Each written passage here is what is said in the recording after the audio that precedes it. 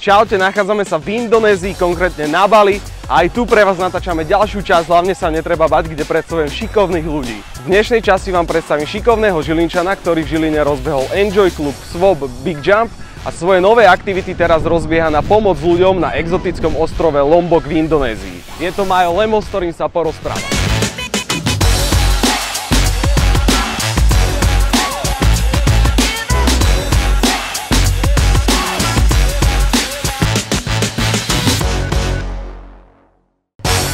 Čaute, som veľmi rád, že sledujete ďalšiu talk show, hlavne sa netreba bať a som veľmi rád, Majo, že si prijal pozvanie do mojej talk show a že aj na základe tvojich skúseností môžeme inšpirovať ľudí. Ďakujem, Marek, za pozvanie a naopak ja som veľmi rád, že si prijal pozvanie sem na kavičku 10 000 km od Slovenska na exotický ostrov Bali. Ja som prvýkrát mimo Európy a som veľmi rád, že som tu mohol ísť aj s tebou a že si mi to takto aj s Majlom spoločne mohol ukázať. A Majo, prejdeme k tým otázkam a ako som už v úvode spomínal, ty si v Žiline rozbehol Enjoy klub, potom občianske združenie Enjoy Life, organizuješ Big Jump, Swap. Kedy ti prišla tá myšlienka, že sa chceš nejako osamostatniť a chceš robiť také vlastné projekty a nechceš niekde pracovať alebo takto? Myslím si, že táto myšlienka prišla v Spojených štátoch amerických, kde sme s Kubom chodili na program Work and Travel. Je to taký špeciálny program pre študentov, ktorí na leto môžu vycestovať do Ameriky a 1 mesiac cestovať. Jasné. A v rámci tohto pobytu som zistil, že aj akí sú Slováci napríklad.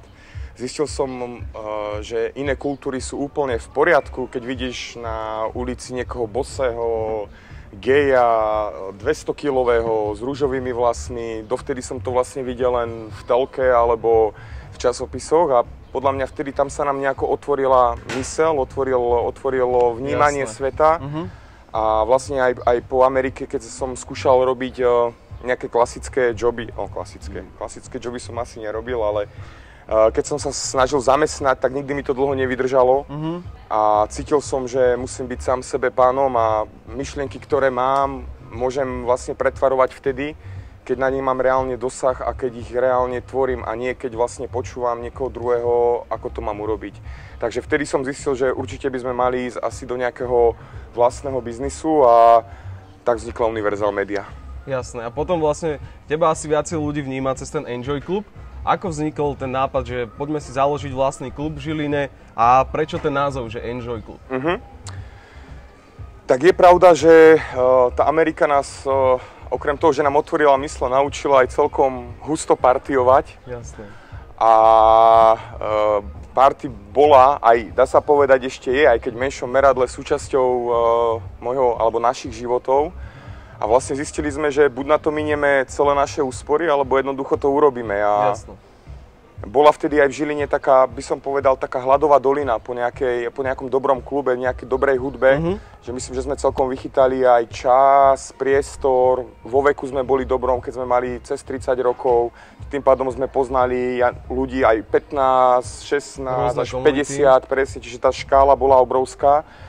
A aj v rámci našich činností vlastne Universal Media vznikol v roku 2007 a klub vznikol v 2013, čiže behom tých 6 rokoch akákoľvek naša aktivita spojená či s hip-hopom, breakdanceom, big jumpom bola spojená s afterparty. Čiže my sme tie afterparty tak či tak robili a cítili sme, že raz príde ten deň, kedy vlastne si povieme, že ideme na to. A ten deň vlastne prišiel po jednom Big Jumpe v roku 2013, čiže to bol tretí Big Jump, kedy nás majiteľ toho priestoru videl, že sme mu tam priniesli kopu ľudí a v tom čase on už tam mal fakt, že máličko ľudí a sa nás pýtal, že či to nechceme zobrať. No a tak sme to zobrali. A na začiatku sme mali skutočne úplne, dá sa povedať, nulový budget skoro. Mali myslím nejakých 65 eur na účte, ale tým, že sme vlastne v tom čase už pôsobili na MŠK Žilina, tak sme mali partnerov Heineken, Coca-Cola, s ktorými sme aj začínali spoluprácu presne tak a presunuli sme tú spoluprácu vlastne len do klubu. Tak aj tým pádom sa nám podarilo troška znížiť odstupné a našli sme aj vlastne nášho partnera finančného, ktorý nám istým spôsobom na začiatku pomohol a stal sa tiež súčasťou klubu. Čiže ten klub, on sa vyvíjal, hej, tá myšlienka toho išla s nami, dá sa povedať, možno 10 rokov, len ako poznáš to v živote, musí prísť proste ten správny moment, kedy vieš, že áno, že toto je ono a tento moment vlastne prišiel v apríli 2013. Ty v Žiline robíš aj, organizuješ Big Jump, aj máte SWOP. A ako si k tomuto prišiel, prečo si začal takéto aktivity vyvíjať v Žiline? Big Jump, nás to tak napadlo, keď sme sa dívali na tie farské schody. Že bolo by fajn, keby odtiaľ skakali lyžari a snowboardisti. Nebolo to možné v rámci toho, že tie farské schody nejak majetkovo a možno aj bezpečnostne nie sú na to vhodné. Tak sme použili priestor Hlinkového námestia, to centrum a vlastne s panorámou na farský kostol. Prvý Big Jump bol opačne otočený, ale už od druhého Big Jumpu až po 9, koľka je ročník? 2018? Až po 8. ročník, tak sme to otočili vlastne smerom na farský kostol, ktorý je takou symbolikou Žiliny. A pointa bola tá, že ľudia už častokrát sedia iba doma, nechce sa im ísť do hôr a chceli sme predstaviť týchto športovcov priamo verejnosti širokej, tak sme ich zavolali priamo do centra Žiliny na Hlinkové námestie. A tým, aby to bolo zaujímavejšie pre ľudí, preto je to spojené aj s tým kultúrnym programom, kde sú rôzne kapely, speváci a je to také otvorenie zimy už tradičné v Žiline. Jasné. Môžeme asi prejsť teraz k tým novým aktivitám, ktoré robíš. Preto sa nachádzame vlastne aj v Indonézii, na Bali. A ty konkrétne na Lomboku sa snažíš vyrábať vlastnú, má tam nejakú výrobu slamiek. Toto sú vlastne tie slámky, z ktorých pijeme. Áno. A vlastne chceš tam otvoriť aj s Majlom taký Enjoy Life centrum. Povedz nám, že prečo vlastne, že Lombok, Indonézia, čo ťa na tom tak zaujalo a možno nejaké rozdiely medzi Európou a Lombokom, Indonéziou. Tak ako sme sa dostali do Indonézie? Ja už keď som bol mladší, tak som cítil, že Ázia ma niečím priťahuje. Možno aj Aziatky. A mal som stále v hlave Tajsko. A myslím, že to bol 3 roky dozadu sme sa vybrali s kamarátmi do Tajska, kde sme prvýkrát skúsili chuť juhovýchodnej Ázie. A musím povedať, že Ázia ma trafilo to klinec po hlavičke. Jednoducho je to presne to, čo mi možno chýbalo, to, čo som vyhľadával, to, čo ma nejako podvedome priťahovalo. A obišli sme si Tajsko mesiac a na budúci rok vlastne sme rozhodli sa, že ideme na ostrov bohov na Bali.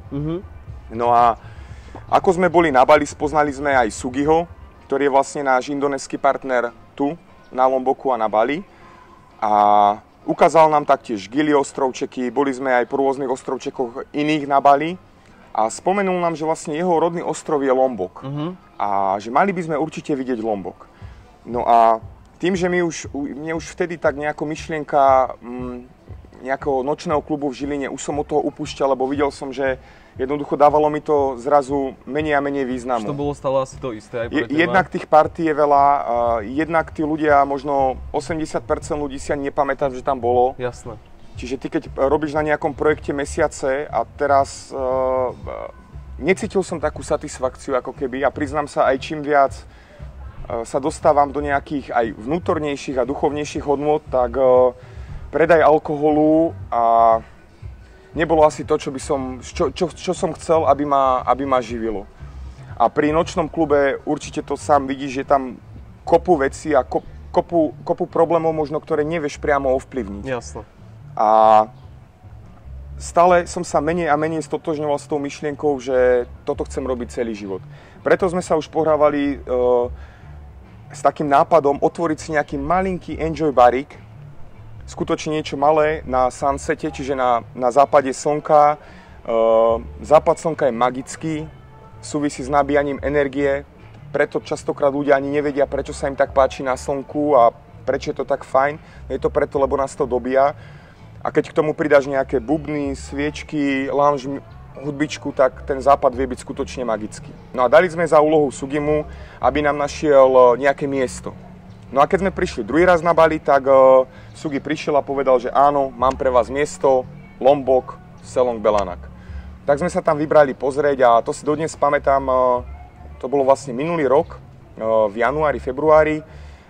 Tam viedla iba taká fakt polná cestička cez rieku, A keď sme vyšli a videli tú scenériu Selong Belanaku, tak jednoducho sme povedali, že this is it. A to bola tá taká prapôvodná myšlienka, že mať nejaký maličký barík. No ale tým, že si tam videl, spoznával? Videl, spoznal a musíme povedať, že čo nám tu v Indonézii, aby som to aj odporúčal aj ľuďom, keď sú tu, jednoducho treba sa otvoriť tej krajine. Môže sa stať, že tu prídu ľudia, ktorí sú zvyknutí možno na chorvátske promenády, Dubaj a to nie je o tom. Indonézia je o tom, že sú tu neskutočne úprimní ľudia, ktorí by som povedal to, čo my na Slovensku čítame, že žiť tu a teraz, tak oni tak žijú tu a teraz, aj bez toho, aby to museli si niekde prečítať. A čím viac sa tým ľuďom otvoríš, tým viac ťa príjmu. A ja mám skutočne pocit, že som ako keby vítaný medzi nimi. A tým, že mám 180 cm, modré oči, blond vlasy, samozrejme som pre nich zaujímavý. Niečo ako keby prišla Lucíliu do Medzilaboriec na štekličkách, tiež si ju tam zrejme všímajú. A mám tu taký pocit takého welcome. Aj keď sme nejaké aktivity tu robili, tak vlastne je super pocit, keď príde nejaký malý Lombokčan, ťa objíme a povie ti, že ďakujem ti, čo robíš pre moju krajinu. Ten pocit vďaky tu človek má. Na Slovensku, aspoň v mojom prípade, a verím, že niekto áno, ale v mojom prípade nemyslím si, že Slováci vedia oceniť, vedia poďakovať, vedia byť vďační. Naopak. My sa snažíme kritizovať, hľadať chyby a hľadať akúkoľvek drobnosť, ktorá by spochybnila tvoj úmysel. Preto keď som tu, tak vlastne sa cítim ako keby iný Lemo. Viac sa usmievam, jamky sa mi zväčšili, sám si videl, každý ťa tu zdraví, objíme ťa. Je to až také nezvyčajné pre mňa, že tu tí ľudia sa tu kláňajú nám pomaly. Presne. Že akože je to ich pozdrav, ale je to pre mňa nezvyčajné, lebo by som im povedal, že hej Bráško, však my sme si úplne rovnocení alebo niečo také. A fakt aj myslím si, že aj keď budem doma a budem pozerať tento rozhovor, tak si myslím, že tá Indonézia, toto Bali niečo určite vo mne zanechalo a odporúčam to určite každému sem ísť, lebo je to tu úplne niečo iné ako v Chorvátsku alebo v Taliansku v Bibione alebo v Zadare. No. Ale treba fakt podotknúť, že je to skôr pre dobrodružné typy povah. Áno. Človek, čo nemá problém si zobrať, zbaliť ruksak, ísť a jednoducho fakt sa otvoriť. A tí ľudia, ako keby aj tí turisti, ktorí sú tu, sú takisto naladení. Áno. To znamená, že tebe sa častokrát stáva, že behom dňa ty spoznáš toľko konexií a toľko možných projektov, čo u nás nemáš ani za rok. U nás, hej, lebo u nás sme strojení, oblečiky, máme veľa masiek, hej, snažíme sa ukázať, aký sme chrumkaví, aký sme dobrí a pritom možno úplne iné veci si myslíme. Tým pádom u nás, kým sa s niekým spoznáš reálne tak, že ho vieš nazvať priateľom, ten čas je veľmi drahý. Určite. Tu ja mám ten pocit kľudne aj v jeden deň. V jeden deň sa tu vie zmeniť absolútne tvoj chod. To isté sa nám stalo vlastne aj s tým barom, kde vlastne my v rámci toho, že sme sa halúzne dostali k organizovaniu svadby, pretože sme boli v zime sme boli na svadbe Ostia, ktorý tu mal svadbu. Bolo to aj v médiách, čiže zachytili to aj ľudia a zachytil to aj jeden náš kamarát. A on nám hovoril, že proste on by sa nechcel ženiť doma, ale že taká myšlienka svadby, piesok, západík, že to by si vedel predstaviť a chceli ísť na Bali. Povedali sme mu, že na Bali treba byť pripravený, a si to aj sám tu videl. Tu sa tie páry menia behom 5 minút. Fakt, akože, ja môžem povedať za seba, že keď raz budem mať nejakú ženu, nejaká si ma vyberie, tak určite budem mať svadbu na Bali. Alebo na Lomboku. A o tom to je, pretože na Lomboku tam nie je skoro nikto. To znamená, že my sme mu odporúčili, že poď, máme pre teba to miesto, ktoré sme už videli, ten Selong Belanak, a myslím si, že budeš spokojný. A tak 26 Kisučanov vlastne prišlo na ostrov Lombok, vážne 9 dní, mali pobyt predtým, čiže navzájom sme sa spoznali, výletiky, more, pláž, klídeček, bosy na pláži, tmavý kňaz, západ slnka, Buffalo akurát prechádzali, čistá romantika. Počujem, Majo, prejdeme teraz k týmto slamkám. No, ono to aj súvisí, pretože vlastne na tej svadbe my sme sa dostali k týmto slamkám. Hej. A už vtedy sme sa vlastne pohrávali s nejakou myšlienkou nejakých ekologických projektov, ktoré by sme vedeli navzájom poprepájať. Indonézia, Európa. A tam mali tieto slamky, našli sme tam výrobcu, spravili sme s ním dokument, dohodli sme sa a vlastne začali sme ich distribuovať do Československa. Práve v tejto dobe už máme reprezentanta aj v Nemecku a dneska sme našli reprezentanta pre Bali. A dokonca sa musím pochváliť, že minulý týždeň bol v reštaurácii Bemba v Bratislave Jopo, Jasne. ktorý má za ženu Kubánku. Veľmi sa mu páčili Dannyho slamky, sám zobral pre seba a chce ich zobrať na Kubu. Čiže je pravdepodobné, že Dannyho slamky budú putovať na Kubu. Toto sú není len také slamky, oni majú podľa mňa príbeh. Tak. A povedz nám, aký majú príbeh, že kto ich vlastne vyrába a akým spôsobom. Sú to vlastne bambusové slamky a povedz niečo o tom, že aký majú príbeh.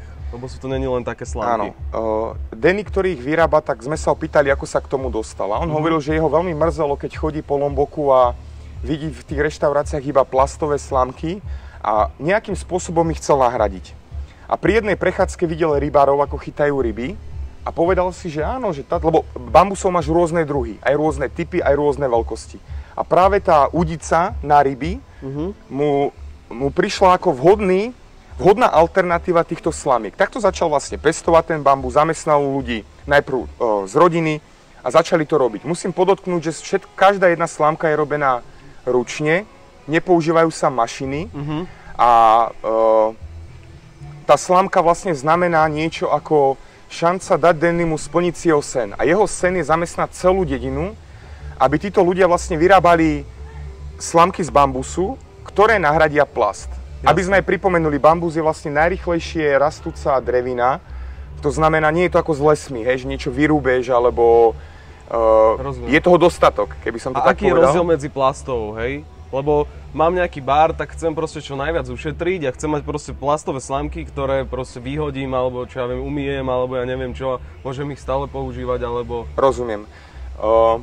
Povedal by som, že presne tento typický slovenský zákazník, čo najlacnejšie, nie je náš zákazník.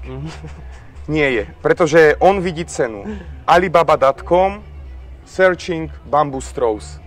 To je jeho priestor. Náš priestor je pre niekoho, kto za tým vidí viac, kto chce možno pomôcť aj ľuďom na inom kontinente a každou kúpou jednej slamky ešte podporujeme nielen tú dedinu, ale aj ich školu pre najmenšie deti. Čiže náš zákazník je ten, ktorý za tým vidí, wow, toto je super myšlienka. Jasne. A musím sa priznať, ako ani nečakám, že my budeme mať najviac zákazníkov zo Žiliny alebo zo Slovenska. Určite toto je international produkt a sami vidíme napríklad, tu sme boli prekvapení, keď sme boli predbalení v Jakarte a dávali sme darčeky tieto slamky, tak častokrát to videli prvýkrát. Čiže chlapci zo Žiliny, zo závodia prinesú ich produkt 10 000 km, aby im ukázali, že ako vedia nahradiť plast. Hej, lebo v Jakarte ešte není banutý plast. Plast je zakázaný zatiaľ od 1. januára iba na Bali. Lebo ako môžeme povedať takto o Bali, akože není to tu len také, že všetko nádherné príroda, ale je tu aj taký veľký neporiadok z tých plastov.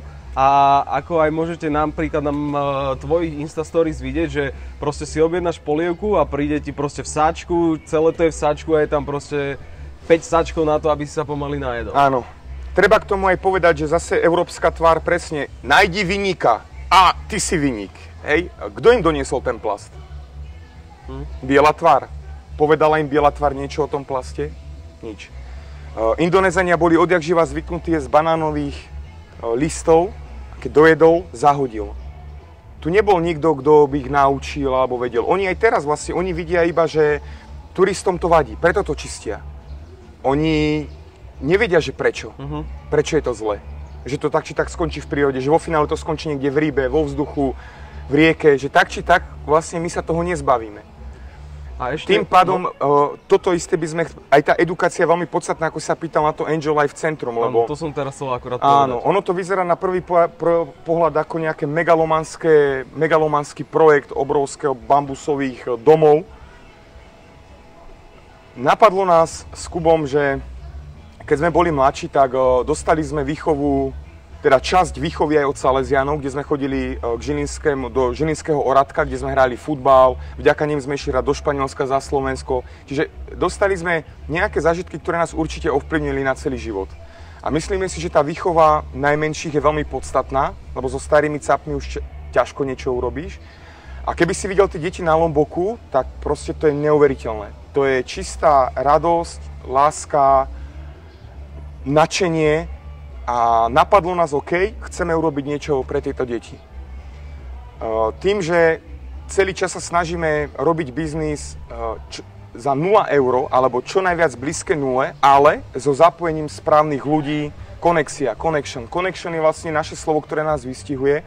Aj pri Angel Life centre chceme spojiť jednak slovenskú ambasádu, indonéskú vládu, podnikateľov vlastne z Rotary klubu Bali a naše hlavy. Čiže raz, dúfam, keď budeme sa takto rozprávať, možno o pár rokov ti poviem, že ten projekt stal 0 a ten projekt má edukovať, má poskytnúť deťom priestor na hranie, na povedzme výsadzbu bambusu, chceme tam mať vlastnú kuchyňu. Myšlienka je aj, aby dobrovoľníci z Európy, ktorých sem chodí veľmi veľa, a čudovali by ste sa, ale oni nemajú preplatené ani letenku, ani stravu, ani žiadnu výplatu, všetko si hlasia presne tak na vlastné náklady, tak jeden z tých domčekov my chceme práve nechať pre dobrovoľníkov, ktorým by sme poskytli zadarmo ubytovanie a tým, že si tam chceme pestovať aj vlastnú zeleninku a potravu, tak aj potravu. Jasné, takže aj strava. A tak ako aj v mojom živote mám rád neviazanú slobodu, aj my tých dobrovoľníkov chceme orientovať týmto smerom. To znamená, budeš tu na týždeň a chceš týždeň učiť deti, povedzme, robiť dokument, tak čas tvojej dovolenky vieš kvázi obetovať, ale pre teba to bude možno najväčšia atrakcia, keď dáš niečo zo seba práve pre tie deti a budeš tam bývať napríklad týždeň. Nechceme žiadne kontrakty, žiadne dlhodobé veci. A chceli by sme to postaviť na Lomboku s tým, že náš pán ambasador, pán Chlebo, má na starosti 5 krajín, takže veríme, že pokiaľ by sa to chytilo v Indonézii, tak vie to pokračovať v ďalších krajín. A naopak, zase reprezentatív indonéskej vlády je to pán Hirom Shiro, on má na starosti projekt Ten New Bali. To znamená, že ak sa to uchytí na Lomboku, je veľká pravdepodobnosť, že to bude putovať presne na ďalšie ostrovy. Flores, Sumbawa, Sumba. A našou úlohou nie je to vlastniť. Tak ako aj v živote sa snažíme čo najviac zbavovať veci, jednoducho kamarát raz povedal, celý svoj život rentuješ. Nič na tomto svete nie je tvoje. Ani tá tvoja žena, ani ten tvoj dom. Reálne všetko si tu len rentuješ. My necítime ani potrebu to vlastniť. Tým pádom my to chceme len ako keby setupnúť, zabehnúť a pokračovať na ďalšie ostrovy. Paráda, Majo. Takže som veľmi rád, že si prijal pozvanie do mojej talk show. Ďakujem za pozvanie. A diváci, myslím si, že ste dostali dosť veľa informácií a som veľmi rád, že ste to sledovali a Majo, ešte chcem od teba takú jednu vec, že čo by si odkázal ľuďom? Lebo túto reláciu natáčam pre ľudí, aby sme im niečo odovzdali a čo by si im chcel ešte takto na záver povedať, nejakú takú inšpiratívnu vetu alebo niečo takéto? Ja by som možno povedal možno viac vecí v rámci toho, nech si ľudia všímajú, akých majú ľudí okolo seba. Skúste si dneska, zajtra pri káve, keď sa budete rozprávať, vnímať, kto rozpráva o druhých, kto rozpráva o svojich myšlienkoch, víziách, nápadoch a kto rozpráva o druhých v dobrom, alebo len ohovára, alebo hľada na každom nejakú chybu. Ďalšia vec je, veľa ľudí, mám pocit, na Slovensku sa zameriava na to, že čo si myslia druhí, čo na to povedia druhí. Kto žije ten tvoj život, hej? A kto to zistí, keď nie ty?